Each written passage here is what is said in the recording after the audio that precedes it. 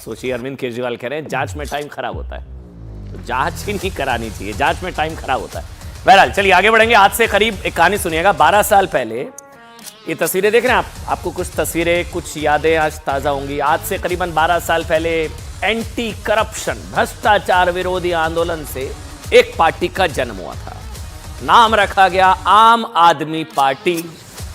लेकिन सिर्फ 12 साल के सफर में इंडिया अगेंस्ट करप्शन से निकली पार्टी की स्थिति आज ये हो गई है कि भ्रष्टाचार के आरोप में आम आदमी पार्टी के जितने नेता विधायक जेल यात्रा कर चुके हैं, शायद संसदीय इतिहास में आज तक किसी और पार्टी के इतने नेता विधायक जेल यात्रा नहीं कर चुके हैं।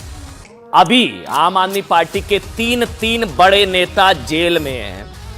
आम आदमी पार्टी कहां से कहां आ गई है, ये आप लोग तय करिए। मतलब जो आम आदमी पार्टी 2011 में कुछ इसी तरह से भ्रष्टाचार के विरोध में प्रदर्शन कर रही है, भ्रष्टाचार के विरोध में, याद है, आज वही आम आदमी पार्टी भ्रष्टाचार के आरोपियों के समर्थन में प्रदर्शन कर रही है। दो तस्वीरें आपको दिखाएंगे, ये दो तस्वीरें देखिए। कहां से कहां आ गए आप, आम आदमी पार्टी, उनसे सवाल।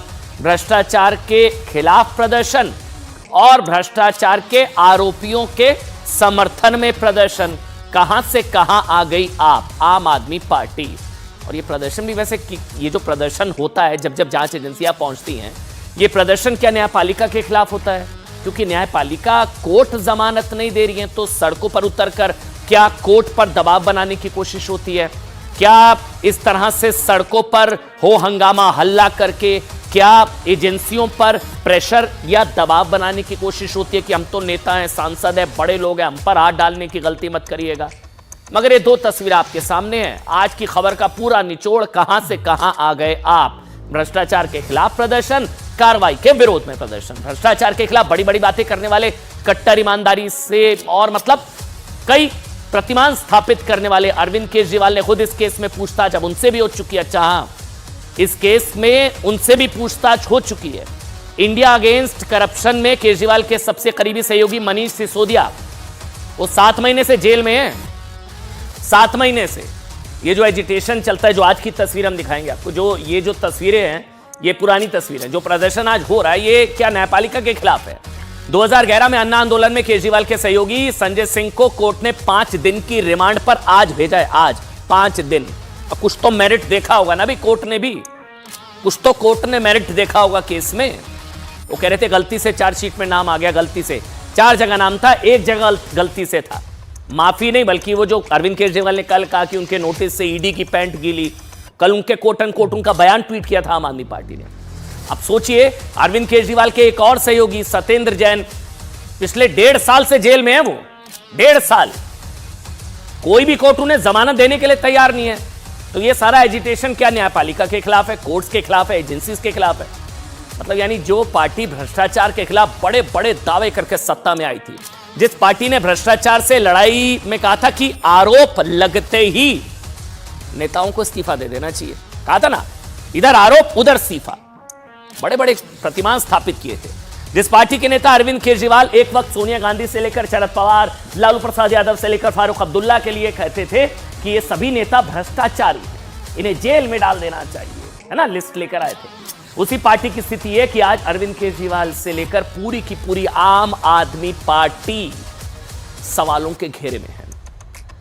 शराब घोटाले में संजय सिंह, अब आज की खबर यह है, 10 अक्टूबर तक ईडी की रिमांड पर है। ईडी ने कोर्ट में कहा कि शराब घोटाले में संजय सिंह के खिलाफ काफी मजबूत सबूत है।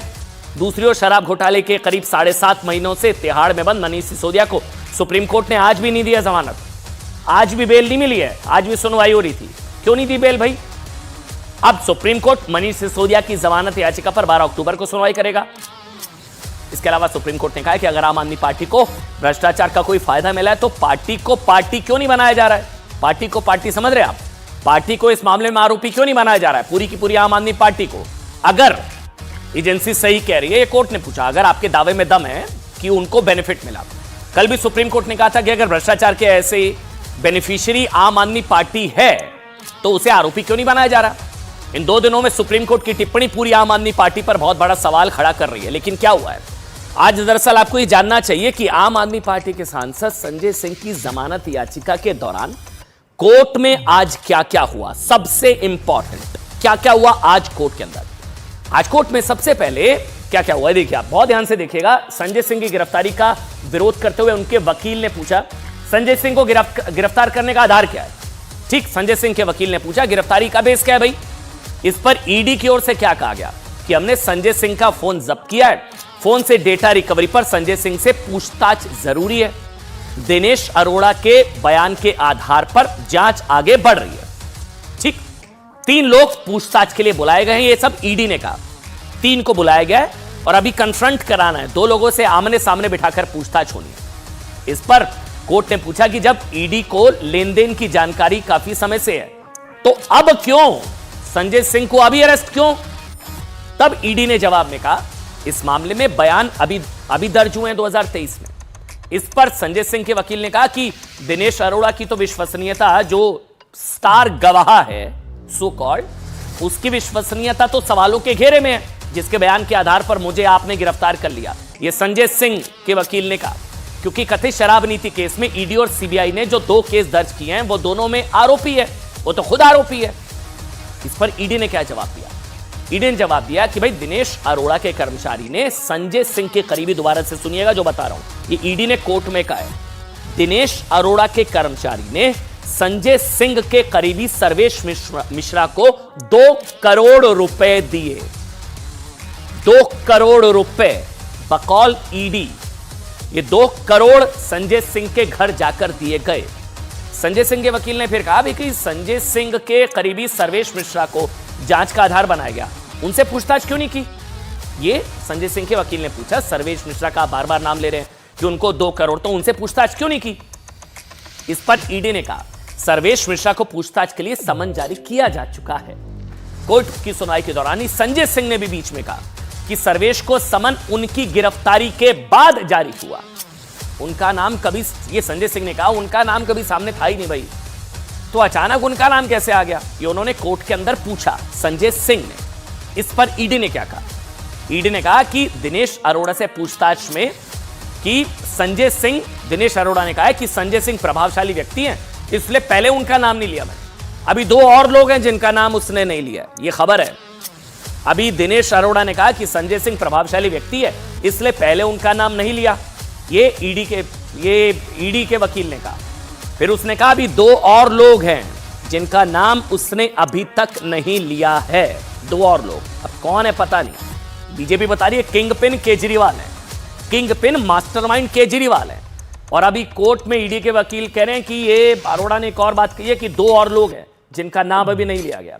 वैसे कोर्ट में जिस दिनेश अरोड़ा का जिक्र हुआ, उसे कोर्ट ने संजय सिंह की गिरफ्तारी से 1 दिन पहले ही अप्रूवल, यानी कि सरकारी गवाह बनाने की मंजूरी दी। सरकारी गवाह होता है कि आप सच बता दीजिए, सरकारी गवाह बन जाइए। अप्रूवल, कोर्ट ने परमिशन दी। ईडी की चार्जशीट के मुताबिक दिनेश अरोड़ा ने बताया, क्या बताया, ये दिनेश अरोड़ा कोई बीजेपी का या कोई नहीं है, ये संजय सिंह का ही करीबी है जो पोल खोल रहा है, क्योंकि सरकारी गवाह बन गया। दिनेश अरोड़ा ने बताया कि उसकी मुलाकात सबसे पहले संजय सिंह से हुई। उसके बाद दिनेश अरोड़ा डिप्टी सीएम रहे मनीष सिसोदिया के संपर्क में आया संजय सिंह के थ्रू। इसके बाद संजय सिंह के कहने पर दिनेश अरोड़ा ने कई बार मालिकों से बात की और दावा है 82 लाख रुपए मनीष सिसोदिया को दिए।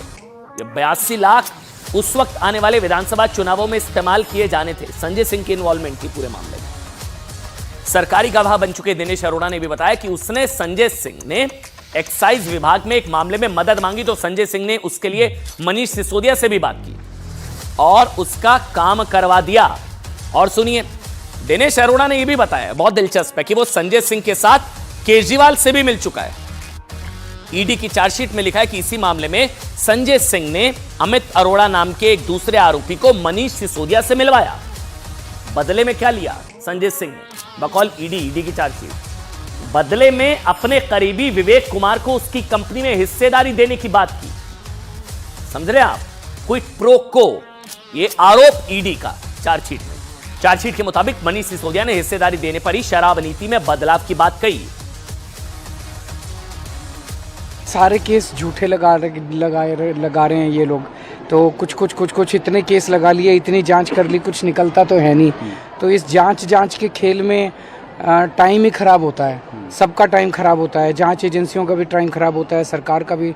सबको काम करना चाहिए, देश के लिए काम करना चाहिए, तभी तो देश तरक्की करेगा।